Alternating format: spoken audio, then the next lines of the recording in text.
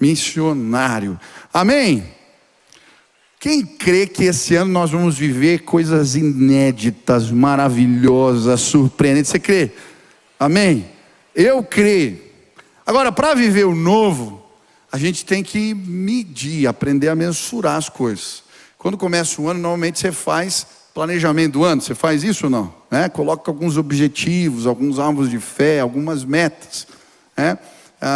Por exemplo, eu tive que colocar uma meta ousada para perder peso. A gente sobe na balança, vê. Às vezes você quer trocar a balança não presta, não. Tem que emagrecer. E aí a gente coloca metas. Lá em casa eu estabeleço metas para 6 áreas diferentes na vida. Já ensinei as crianças a fazerem isso. Área espiritual, financeira, familiar. A gente tem planos. A gente mede o que a gente está fazendo e olha onde a gente quer chegar. Eu quero começar uma série de mensagens. Comecei semana passada, chamada Vida com Deus na Balança. Eu vou te ajudar a medir se as coisas com Deus estão indo bem ou não. Quem quer melhorar? Quem quer crescer na vida espiritual? Eu quero te convidar a subir na balança. Quem quer subir na balança comigo? Ah, meu Deus. A balança revela umas coisas feias às vezes, né? Semana passada muita gente descobriu que é reclamão demais. Quem tentou medir reclamação e gratidão essa semana? Tentou? Melhorou? Agradeceu mais do que reclamou? Quem agradeceu mais do que reclamou, levanta a mão. Essa igreja é maravilhosa. Que coisa linda. Hoje eu vou continuar falando sobre crítica e encorajamento. Se você trouxe a Bíblia, abra lá em Números capítulo 12, versículo 1 a 16. Hoje eu vou te convidar a encorajar mais do que criticar. Diz assim a palavra do Senhor: Miriam e Arão começaram a criticar Moisés, porque ele havia se casado com uma mulher etíope. Será que o Senhor tem falado apenas por meio de Moisés? Perguntaram. Também não tem ele falado por meio de nós? E o Senhor ouviu isso. Ora, Moisés era um homem muito paciente, mais do que qualquer outro que havia na terra. Imediatamente o Senhor disse a Moisés, a Arão e a Miriam: dirijam-se à tenda do encontro, vocês 3. E os 3 foram para lá. Então o Senhor desceu numa coluna de nuvem, pondo-se à entrada da tenda, chamou Arão e Miriam. Os 2 vieram à frente e ele disse: ouçam as minhas palavras. Quando entre vocês há um profeta do Senhor, e a ele me revelo em visões, em sonhos falo com ele. Não é assim, porém, com o meu servo Moisés, que é fiel em toda a minha casa. Com ele falo face a face, claramente, não por enigmas. E ele vê a forma do Senhor, por que não temeram criticar meu servo Moisés? Então a ira do Senhor acendeu-se contra eles, e eles os deixou. Quando a nuvem se afastou da tenda, Miriam estava leprosa, sua aparência era como a de neve. Arão voltou-se para Miriam, viu que ela estava com lepra, e disse a Moisés: por favor, meu Senhor, não nos castigue pelo pecado que tão tolamente cometemos. Não permita que ela fique como o feto abortado que sai do ventre da sua mãe, com a metade do corpo destruída. Então Moisés clamou ao Senhor: ó Deus, por misericórdia, concede-lhe cura. O Senhor respondeu a Moisés: se o pai dela lhe tivesse cuspido no rosto, não estaria ela envergonhada 7 dias?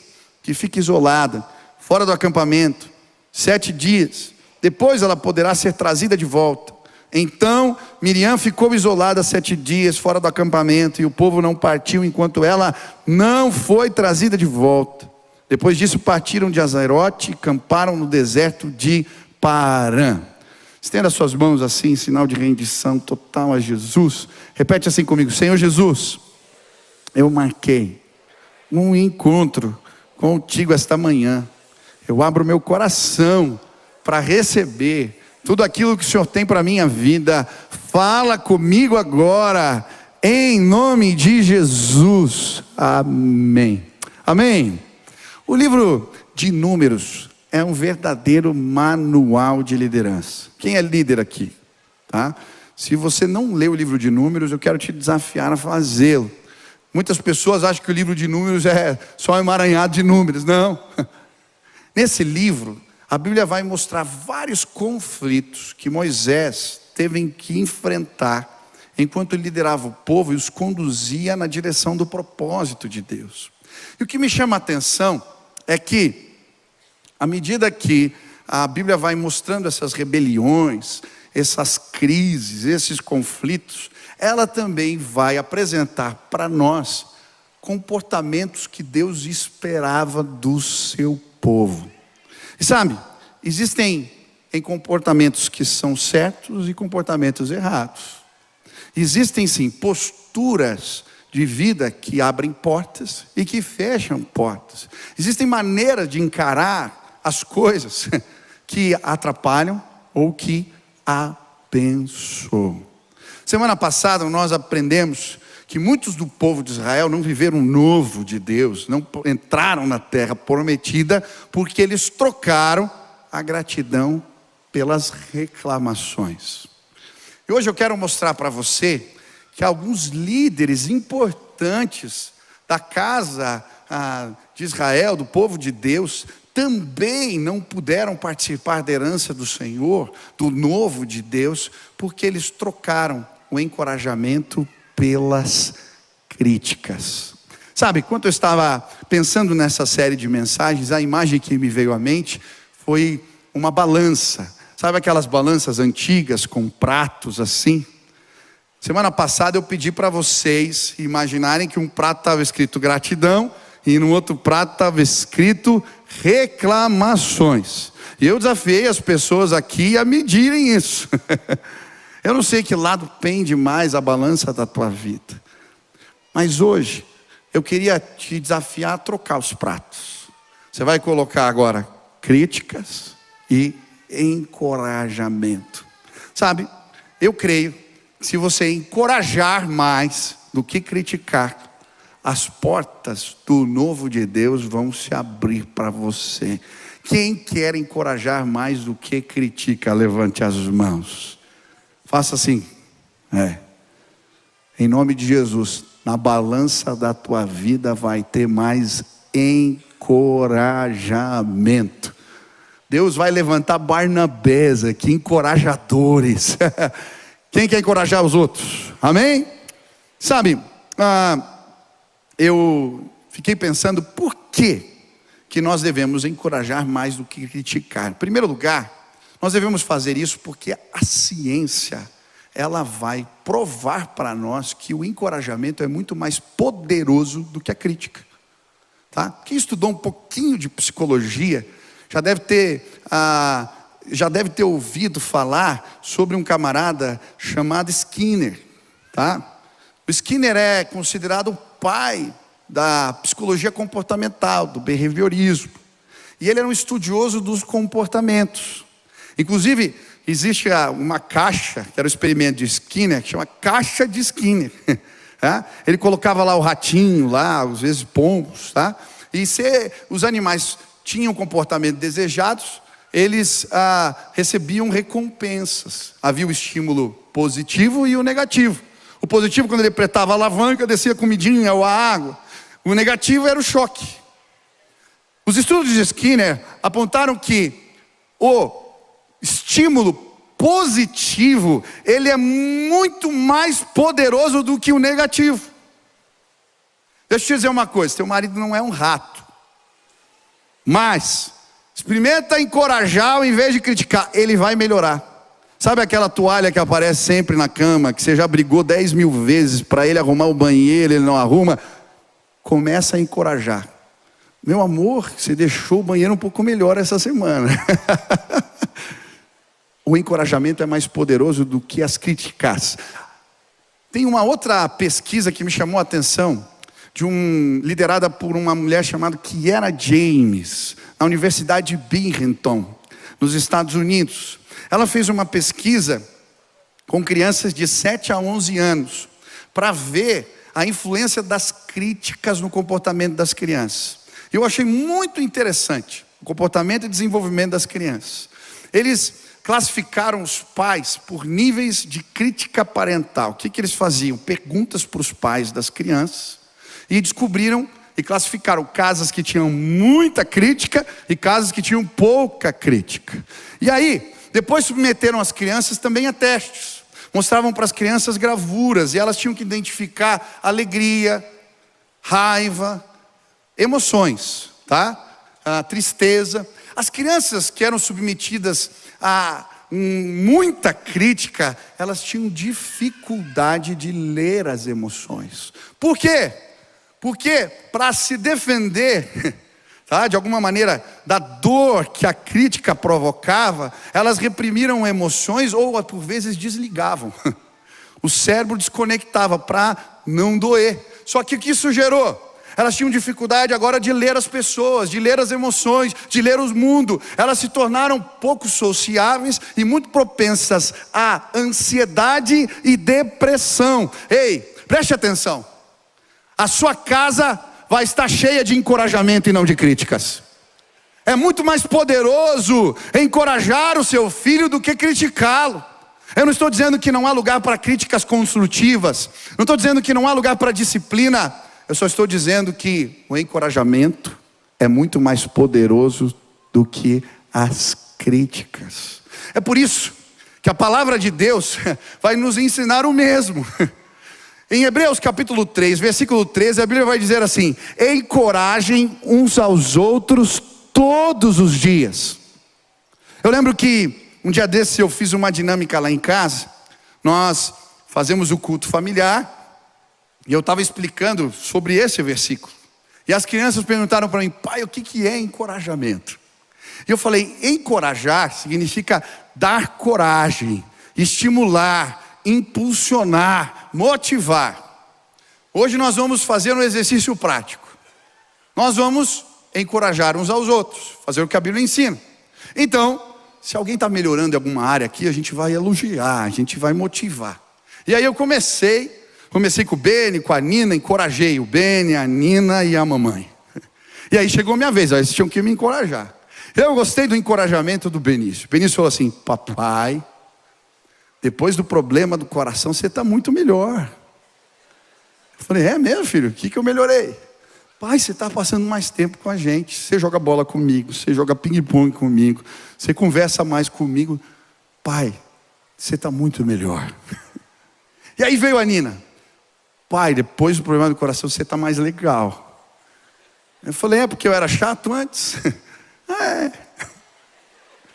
Falou: não, você está me ensinando, pinando, a gente conversa, a gente vê filme juntos, você está passando mais tempo com a gente. Eu fiquei emocionado. Sabe, as palavras deles naqueles dias foram muito mais poderosas do que qualquer cobrança. Eu entendi. E eu tenho prazer em dar mais tempo para eles. Ei, olhe para mim agora. Encha a sua casa de encorajamento. Enche o lugar que você trabalha de encorajamento.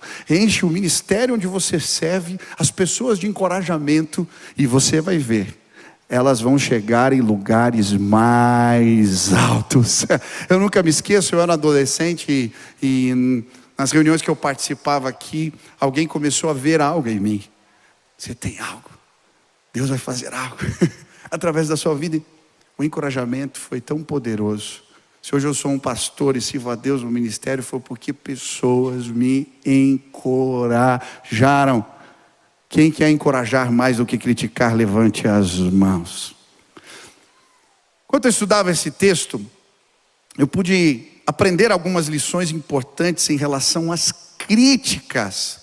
E essas lições me ajudaram a entender que eu devo encorajar mais do que criticar. A primeira lição que eu aprendi foi: quando é que criticar é pecado e traz efeitos negativos? Nem toda crítica é pecado, mas existem críticas que são pecados. Que críticas são essas? Olha o que diz o texto, versículo 1. Miriam e Arão começaram a criticar Moisés porque ele havia se casado com uma mulher etíope. Primeira coisa, a crítica é pecado quando a crítica representa a maledicência. A palavra criticar aqui no hebraico significa falar contra, falar mal. Literalmente a tradução no hebraico é falar contra. O que estava acontecendo aqui? A maioria dos teólogos vai concordar que Zípora, a esposa de Moisés, havia falecido. E por isso ele casa de novo. E Miriam, que também era sua irmã, além de líder na casa de Israel, era sua irmã, de alguma maneira ela se sente ameaçada por essa mulher, ou simplesmente não concorda com a decisão de Moisés. E por isso ela começa a criticar. É interessante que o verbo está no feminino. Por isso a Bíblia nos dá a entender que quem começa a criticar foi Miriam, e por isso ela recebe a punição e não Arão, embora Arão participou das críticas. Mas por que a crítica dela era pecado? Porque a crítica dela representava maledicência. E a Bíblia em vários textos vai nos exortar a não falar mal, a não falar contra os outros. Em Tiago capítulo 4, versículo 11, a Bíblia vai dizer: irmãos, não falem mal uns dos outros.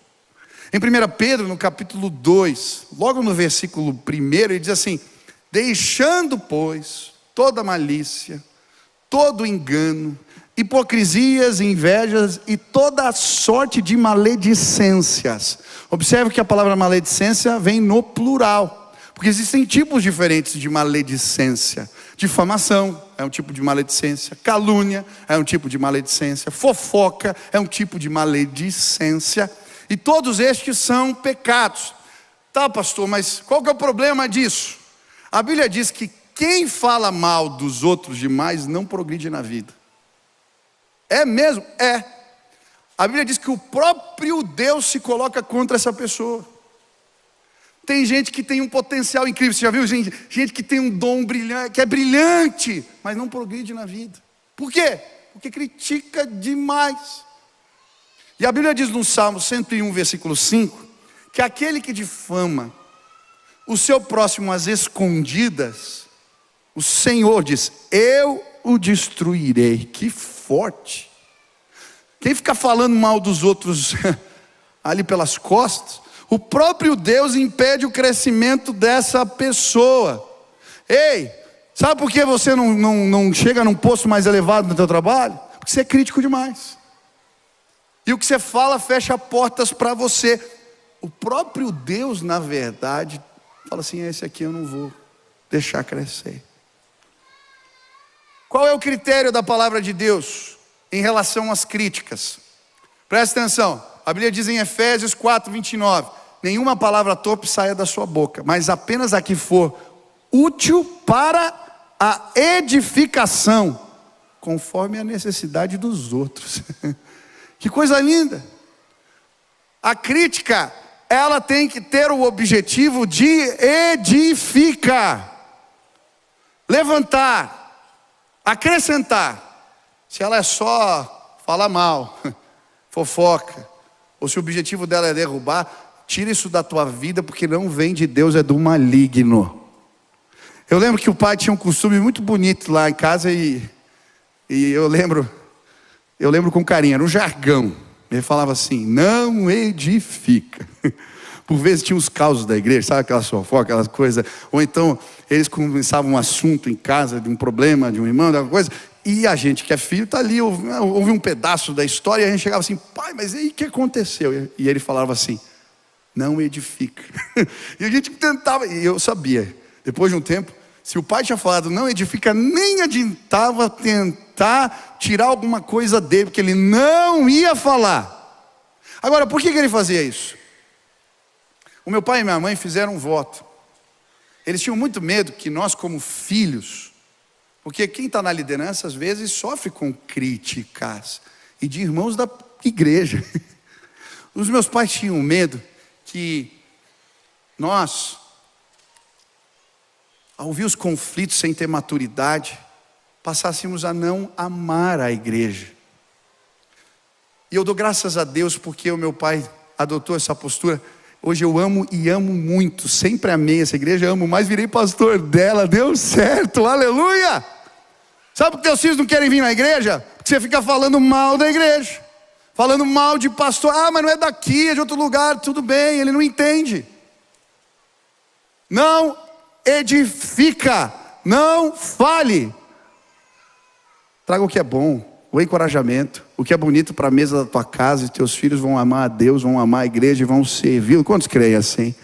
Eu gosto do que Billy Graham ensinava. Ele dizia assim, fale muito de Deus, pouco de si mesmo e nada dos outros.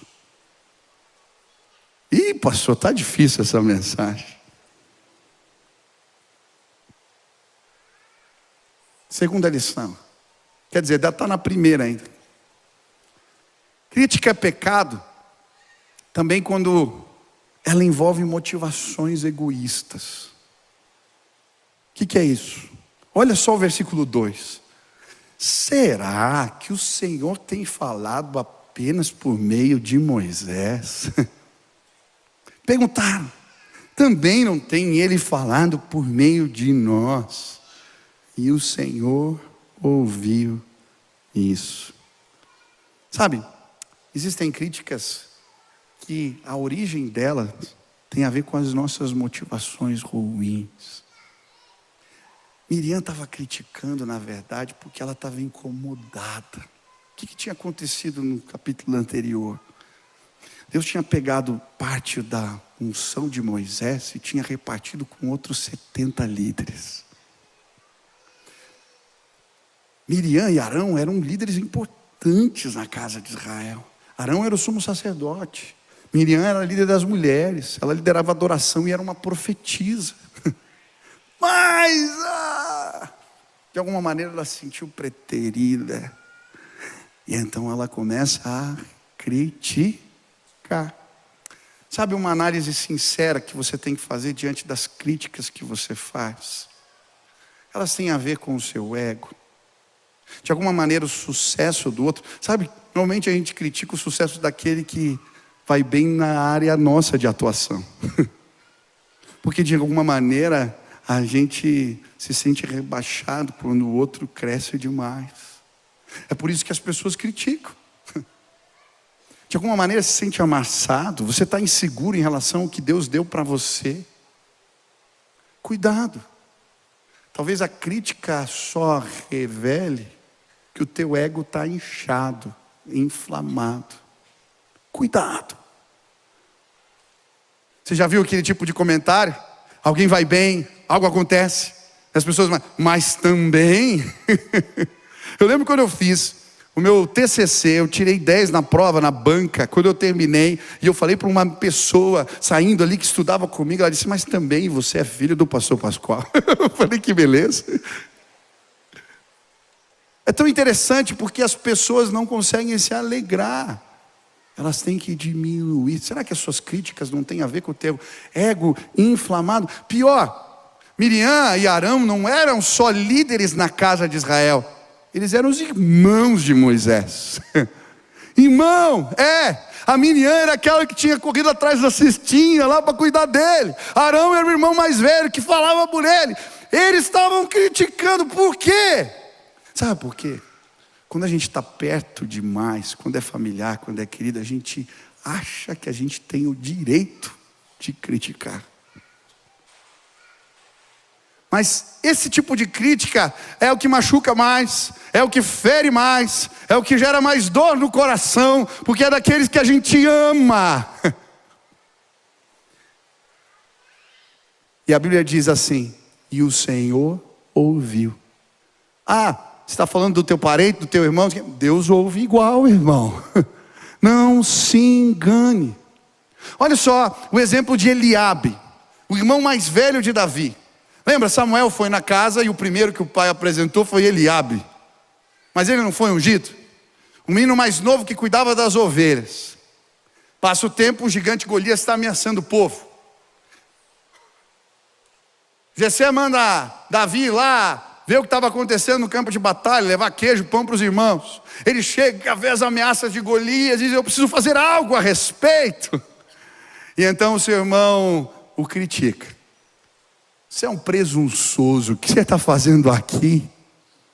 Olha, se Davi tivesse ouvido o seu irmão, as críticas dele, ele jamais teria se tornado rei da casa de Israel. Ele estava criticando porque o seu ego estava inflamado. Cuidado. Crítica é pecado quando ela tem a ver com ambições egoístas, com o meu ego inflamado. Quando eu faço isso, critico por causa do meu ego, eu machuco e eu impeço pessoas de viverem o propósito de Deus. Terceiro, crítica também é pecado quando ela representa uma oposição aos planos e projetos de Deus. Quem havia instituído Moisés como líder? Quem? Moisés estava tentando fazer o quê? O projeto de Deus, levar o povo para o novo, para a terra prometida. E eles estavam criticando. Agora, qual que é o problema? Crítica é pecado quando ela se torna uma oposição ao plano e projeto de Deus. O versículo 8, a Bíblia diz: com ele eu falo face a face, claramente, não por enigmas. Ele vê a forma do Senhor, porque não temeram criticar meu servo Moisés. Então a ira do Senhor acendeu-se contra eles. Cuidado, por vezes, enquanto a gente critica, a gente se opõe a planos e projetos de Deus. E lutar contra Deus é uma loucura. Eu lembro, há muitos anos atrás, chegou uma igreja nova na cidade, muito contextualizada, e que estava alcançando os jovens de maneira especial. A liturgia do culto era diferente, eles tinham uma prancha no lugar do púlpito, e começou a crescer muito. Eu lembro que eu frequentava rodas de pastores, e eu vi vários falando muito mal, mas muito mal. E eu lembro que um dia numa dessas rodas eu falei assim: ei, cuidado. Se esse projeto realmente é do Senhor, nós podemos estar falando contra Deus, contra um plano dele. E eu lembro que numa das férias eu fui visitar. Cheguei no culto e fiquei olhando. Era janeiro, lotada a igreja. Quando eu vi, pregando a palavra, um monte de gente aceitando a Jesus, eu falei: aleluia, sabe, existe algo aqui nessa igreja que você nunca vai ver. Se ver, você pode repreender. Nenhum pastor é autorizado a falar mal de qualquer igreja que seja. Nós não criticamos, nós não somos, nós não fazemos isso. Ah, pastor, mas se estiver fazendo errado, a Bíblia diz assim: dura coisa é cair na mão do Deus vivo. Eu não preciso fazer mais nada, eu vou cuidar do que Deus mandou eu cuidar. Amém? Quantos concordam com isso? Ah, é uma vergonha. Pessoas do reino lutando contra elas mesmas, não faz sentido nenhum. Eu vou incentivar o que Deus está fazendo de bom, eu vou elogiar o que Deus está movendo nessa terra, as igrejas que estão crescendo, os movimentos que estão surgindo, porque o Brasil vai ser lavado pelo sangue do Cordeiro. Você crê nisso? Quarto, a crítica é pecado quando ela é um gesto tolo, um gesto de tolice. Eu acho tão interessante que Arão falou. A Bíblia diz assim: Arão voltou-se para Miriam, viu que ela estava com lepra, e disse a Moisés: por favor, meu Senhor, não nos castigue pelo pecado que tão tolamente cometemos. Criticar muitas vezes é um gesto de tolice. Ele está falando: nossa, tem crítica que você não ganha nada com ela, já percebeu? Só ganha problema. Aí a gente vai lá e critica mesmo assim, eu não entendo. Quer ver um exemplo? Simei. Quando Absalão toma o poder e Davi sai, tem um camarada que começa a jogar pó, jogar pedra, aí fica reclamando e criticando. Davi naquele momento não faz nada. Mas depois, ele fala para o filho: ó, dá cabo no cara lá. O que ele ganhou com a crítica? O que ele ganhou? Foi só um gesto tolo, de tolice, não ganhou nada, zero. Quer ver um outro exemplo? Eliseu recebe a unção, né, de Deus dobrada. E aí então ele está saindo e vem os moleques lá e começa a tirar sarro, criticar ele porque ele era calvo. Aí ele fica enfesado, faz uma oração e a Bíblia diz que os ursos vêm e comem os meninos. Rapaz, come não, né? Mata os meninos. Tem crítica que você está fazendo que ela é só um gesto de tolice, só mostra que você é tolo. Porque ela não ganha, você não ganha nada com ela, só problema para a tua cabeça. Você entendeu? Ó, tem um versículo na Bíblia em Eclesiastes que eu acho interessante. Diz assim, ó: nem em pensamento insulte o rei, Porque uma ave do céu poderá levar as suas palavras, e seres alados poderão divulgar o que você disser. Você está falando assim, você está falando mal dos outros, cuidado, ainda mais, pode sobrar para você. Tem crítica que não leva a lugar nenhum, ela é só um gesto de tolice. Sabe por que você não deve criticar? Porque quando você critica, muitas vezes você pratica a maledicência. Você não deve criticar, porque muitas vezes ela só revela o teu ego inflamado. Você não deve criticar porque por vezes você pode se opor a planos e projetos de Deus. E lutar com Deus não é boa coisa. Você não deve criticar porque muitas vezes as suas críticas só revelam a sua tolice. Tem mais 2 lições, eu vou terminar hoje à noite. Se você ler o texto, você vai ver as consequências da crítica que não é construtiva. O que ela gerou aqui? Doença, isolamento, ira de Deus. E nós vamos ver também como Moisés, se você quiser vir hoje à noite, como Moisés, ele lidou com as críticas. Talvez você esteja recebendo críticas e não sabe como lidar com elas. Deus tem um manual aqui, tá? Mas hoje eu queria terminar incentivando você a encorajar as pessoas. A Bíblia vai dizer em Romanos 12: tenham prazer em honrar os outros. Deleite. Sabe por que a gente critica mais do que encoraja? Porque a gente não tem prazer em honrar, em elogiar, em abençoar. Sabe por que a gente critica? Porque os nossos olhos são ruins. Eles são ruins. É por isso que em Filipenses 4, a Bíblia vai dizer assim: tudo que é verdadeiro, tudo que é honesto, tudo que é justo, tudo que é puro, tudo que é amável, tudo que tem boa fama, se alguma virtude há, nisto pensais. Se os seus olhos forem bons, se você treinar a sua mente, você vai sempre encontrar algo bom para aprender. Tem gente que vai no culto e sai coração cheio. Tem gente que sai do culto, do mesmo culto, e só enxergou coisas ruins. Eu quero te desafiar a encorajar os outros. Sabe, você vai sair daqui provavelmente, e muitos vão para restaurantes comer fora. Quantas vezes a gente vai para um estabelecimento comercial e a gente critica quando algo não vai bem? Quero te desafiar a fazer o contrário hoje. Hoje nós vamos encher essa cidade de encorajamento. Quando você for bem atendido, você vai elogiar as pessoas. Eu lembro um dia que eu fui no estabelecimento e o garçom me atendeu muito bem. Então, em determinado momento eu disse para ele: você pode chamar o gerente para mim, por favor? Ele disse: sim.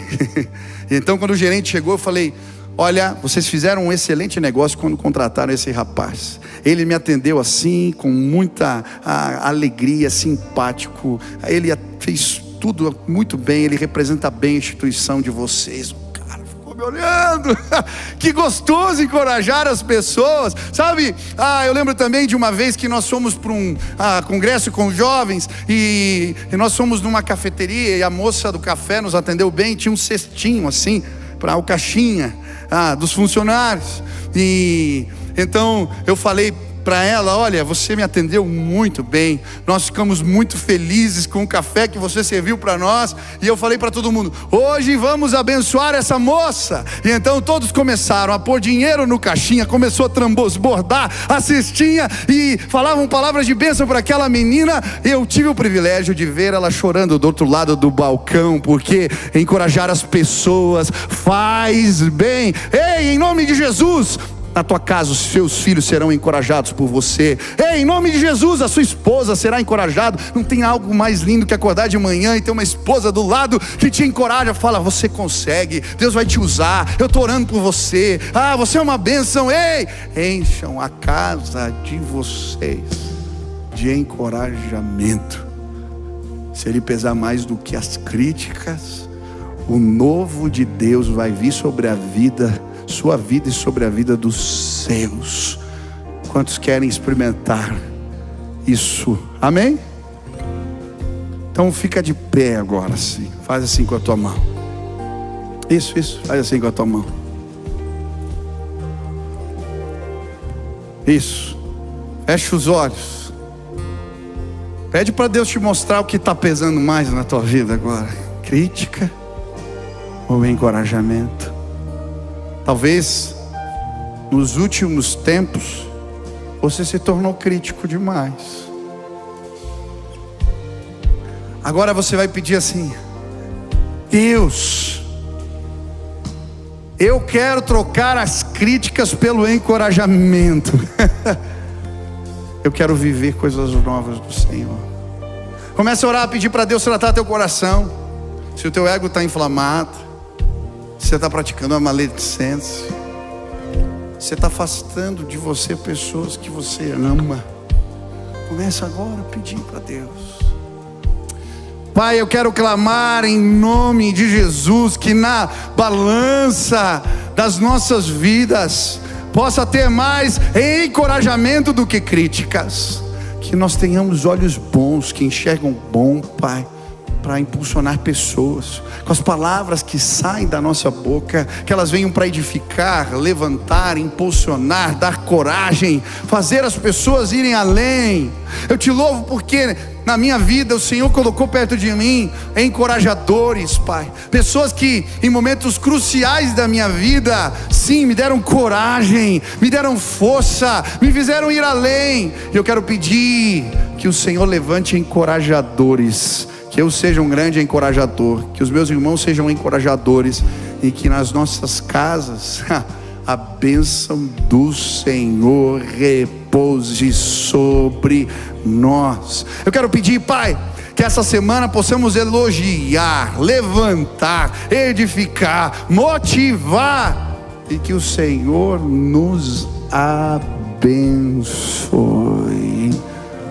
Faz assim: derrama o teu Espírito entre nós. Essa é a nossa oração. Continua com os olhos fechados. Eu quero apresentar para algumas pessoas o maior encorajador que existe. A Bíblia chama ele de maravilhoso conselheiro. O nome dele é Jesus Cristo. Ele é o Filho de Deus. Sabe, ele se esvaziou da sua glória para caber na forma de gente, para ensinar os homens que eles podiam sim vencer o pecado e se reconciliar com Deus. Eu creio que existem pessoas que não conhecem Jesus aqui. Talvez você já ouviu falar sobre ele, mas talvez você não entenda de fato o que representa ter um relacionamento com Cristo. Jesus, ele está vivo. Ele ressuscitou dentre os mortos. Eu recebo o encorajamento dele todos os dias. Eu acordo de manhã e nas horas devocionais, ele me encoraja, ele me mostra caminhos, ele fala comigo de forma especial. E eu queria tanto que hoje aqui você pudesse conhecer o maior encorajador de todos, Jesus Cristo, Filho de Deus. Mas pastor, como é que eu tenho relacionamento com Jesus? Eu descobri isso quando eu era adolescente. Eu não sabia que ele podia falar, que ele podia participar da minha vida. E então, quando eu recebi uma oração, eu confessei os meus pecados diante de Deus, aquele muro que me separava do Senhor foi tirado, e eu recebi na minha vida o Espírito Santo. E a Bíblia diz que o Espírito Santo, ele nos dirige, ele nos guia, ele nos apresenta o conselho de Jesus para nós.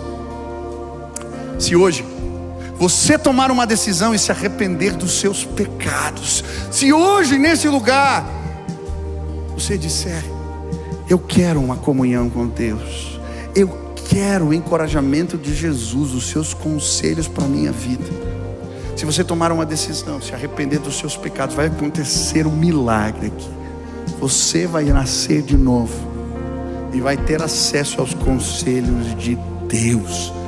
Se hoje você quer tomar essa decisão, eu quero conhecer os conselhos de Jesus, eu quero ser encorajado por Ele, eu quero aprender com Ele, eu quero ser dirigido pelo Espírito Santo.